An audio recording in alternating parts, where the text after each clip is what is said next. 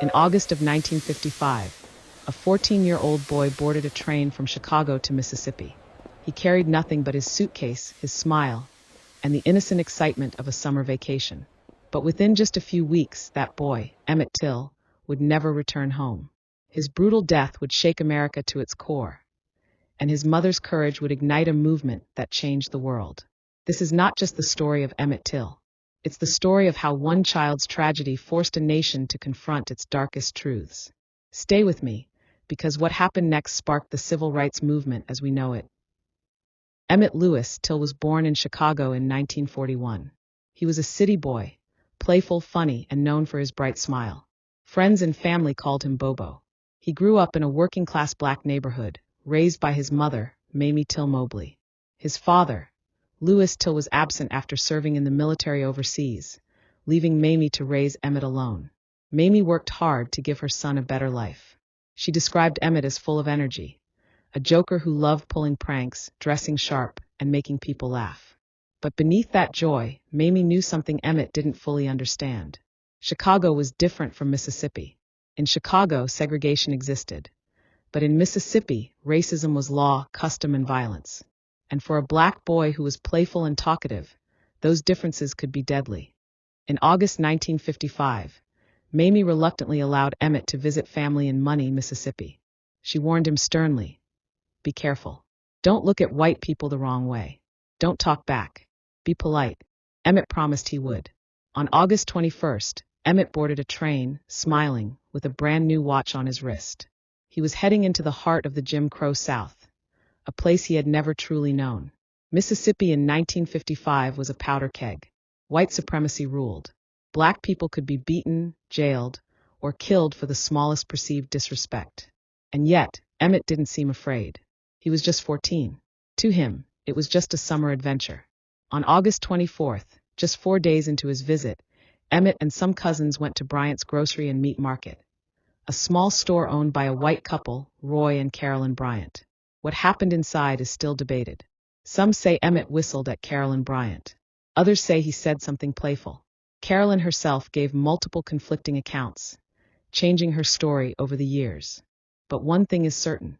In the Jim Crow South, a black boy making even the smallest gesture toward a white woman was considered a crime, punishable not by law, but by terror.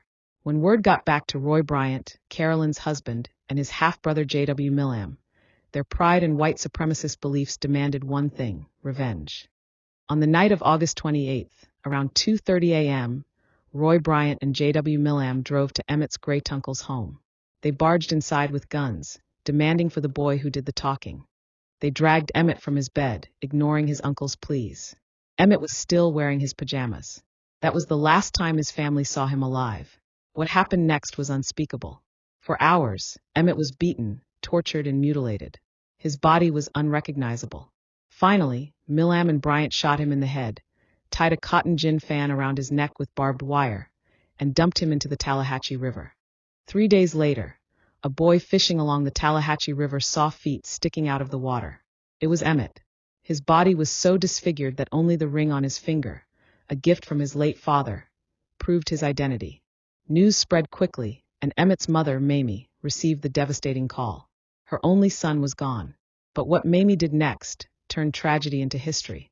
When Emmett's body was returned to Chicago, Mamie was faced with a choice: bury him quietly, or let the world see what they had done. Mamie chose courage. She demanded an open casket funeral. She wanted the world to see her son's mangled body, his face swollen beyond recognition, his flesh torn, his innocence stolen. Over 50,000 people came to see Emmett's body. Photographs of his mutilated face, published by Jet magazine, shocked the nation. For many Americans, especially those in the North, it was the first time they saw the raw brutality of racism, unfiltered and undeniable. Mamie later said, "Let the people see what I've seen." And they did. The image of Emmett Till lit a fire across America. Just weeks later, Bryant and Millam were put on trial for Emmett's murder. The evidence was clear. Witnesses testified. Everyone knew they had done it. But this was Mississippi in 1955. The jury, all white men, deliberated for just 67 minutes before declaring the men not guilty. Why so fast? One juror later said, It wouldn't have taken that long if we hadn't stopped to drink soda. Protected by double jeopardy laws, the killers later admitted in a paid magazine interview that they had murdered Emmett Till. They faced no punishment. None. But while justice failed in the courtroom, the spark had already been lit. Black newspapers, civil rights leaders, and young activists rallied around Emmett's story. Later that same year, in December 1955, Rosa Parks refused to give up her seat on a Montgomery bus. When asked why she refused, she said she thought of Emmett Till. Emmett's death became the fuel for the civil rights movement. His face, his mother's courage, and the injustice of his killers walking free became symbols of America's racial hypocrisy. From sit-ins to marches to speeches, Emmett's name was invoked again and again as the movement grew stronger. Emmett Till was only 14 years old, but in his death he moved mountains. His mother's bravery exposed America's brutality to the world. His story inspired Rosa Parks, Dr. Martin Luther King Jr., and countless others who marched for justice. Today, Emmett Till's memory is etched into the history of civil rights.